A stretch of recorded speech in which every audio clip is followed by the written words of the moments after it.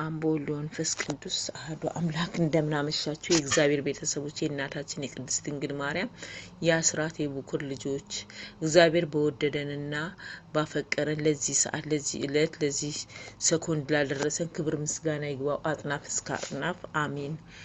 እንደ እግዚአብሔር ፍቃድ ተመክሮ እኔም ለማድረስ ብዙ ጊዜም ጥሪ ያለው እንደ እግዚአብሔር ፍቃድ እስቲ አሁን ደግሞ ያለችኝም ትንሽ ተመክሮ ለእናንተ ለእህቶቼ ለወንድሞቼ ለማካፈል ነው። ለመምህሮቻችን እግዚአብሔር እድሜና ጤና አብዝቶ ይስጥልን።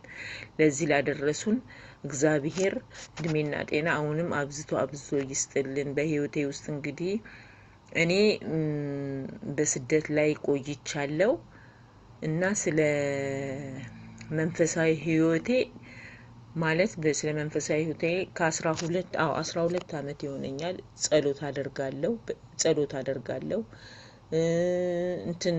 ጾማለሁ። ግን ስለ አምልኮ ስግደት ማቀው ነገር ምንም ነገር የለም። ጸሎት እናረጋለን፣ ግሩፕም አለን፣ ትምህርት ምናምን ስብከት ሁሉ እናደርጋለን። ግን ስለ አምልኮ ስግደት ምንም ማቀው ነገር የለም።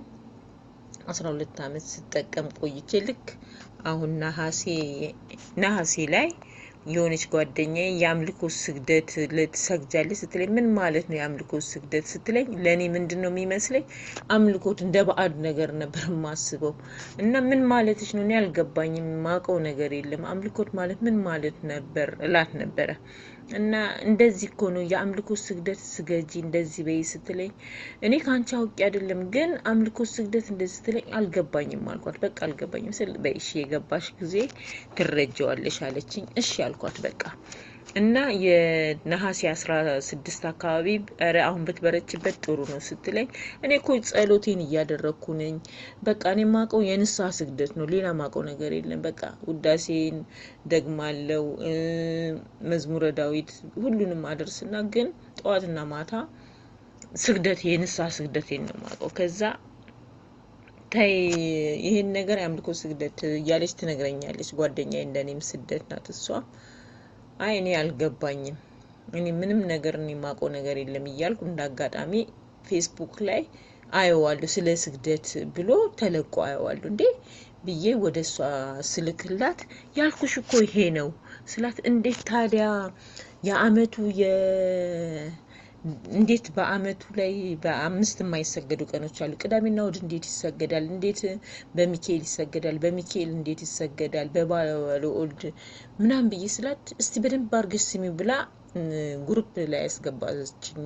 ማለት የእንትን ግሩፕ ላይ የዚህ የማለዳ ንቁ ግሩፕ ላይ ስገባ በቃ ምን እኔ እንጃ በቃ ህይወቴ ገና አሃዱ ብዬ የተወለድኩ ነው የመሰለኝ።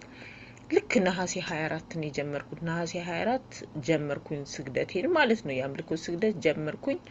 ልክ በሰገድኩ በሶስተኛው ቀን ነው በመናምን እንዲ ከቅዱስ ሚካኤል በታች እግሩ በታች ያለ የሰይጣን ምስል ነገር ይመስለኛል እንዲህ ከላይ ጋር ተንጠልጥሎ የሚያይ ነገር ይመስለኛል። በስመ አብ ወወልድ ወመንፈስ ቅዱስ ብዬ ዞር ስል ደግሞ እንሸለሊቷ በግልጽ ነው ማየት እንዲህ ግድግዳ ላይ ተለጥፋ በስመ አብ። ከዛ ያ እንሸለሊታ ያለው ይሄ ነገር ምንድነው ብዬ ለጓደኛ አይ ዝም ብለሽ በርቺ ብቻ አንቺ በጸሎት ምናምን ትለኛለች። እግዚአብሔር ፍቃዱ ሆኖ እኔም በየበረታው ያንን ጸሎት እያደረኩ እግዚአብሔር ስሙ የተመሰገነ ይሁን። እውነት ተአምር ቀያሪ ነው በእውነት እግዚአብሔር ይስጣችሁ። እኔ ገና በቃ አሃዱ ብዬ ነው ገና 1 አመቴ ነው በእውነት እኔ ገና ከተወለድኩ 1 አመቴ ነው ብዬ ነው የምናገረው። እና ብዙ ተአምር ነው ያየሁበት፣ ብዙ ነገር ነው፣ ብዙ ለውጥ ነው ያየሁበት። በጣም ነው ህይወቴ የተለወጠው። በጣም በእውነት ነው የምለው። አስራት ሲባል እኔ ማቀው ዝም ብዬ ነበር ለቤተክርስቲያን ማስገባው። ምንም አጠራቅመዋለሁ አጠፋዋለሁ እንጂ አጠፋውና ቆይ በሚቀጥለው ሰጣለሁ እና አጠራቅመውና አጠፋዋለሁ ምን ላለው። አሁን ግን በቃ የዚህ አምልኮ ስግደት ማለዳ ንቁ ከገባው ወዲህ ግን ያንን የአስራት ብር እንዴት ነው እንዴ በቃ በስነ ስርዓት አጠራቅሜ እሰጣለሁ። ብዙ ለውጥ አይቼበታለሁ። እግዚአብሔር ስሙ የተመሰገነ ይሁን። በጣም ለውጥ ነው ያየሁት። በጣም እግዚአብሔር ለሁሉም ህይወቱን እንደዚህ ይቀይር ነው የምለው። በእውነት ነው የምለው። እየጠነከርኩ እያለ እንዳጋጣሚ ኢትዮጵያ ሄጄ ነበረ ለመቁረብ ምናምን አስቤ ስጋው ደሙን ለመቀበል አስቤ ነበረ። በቃ ምንም ነገር ሊስተካከልልኝ አልቻለም። ከመጣ በኋላ ነው አምልኮ ስግደት የጀመርኩት። ከዛ በቃ እዚህ መጥቼ ሁሉን ነገር ነፍስ አባት ያስኩኝ። በጣም ነው ህይወቴ የተቀየረው። ለኔ ተአምር ነው። ነፍስ አባት ያስኩኝ፣ ንስሐዬን ተቀበልኩኝ። በቃ ሁሉ ህይወቴ የተቀየረ። እግዚአብሔር ስሙ የተመሰገነውን ስጋ ደሙንም ተቀበልኩኝ።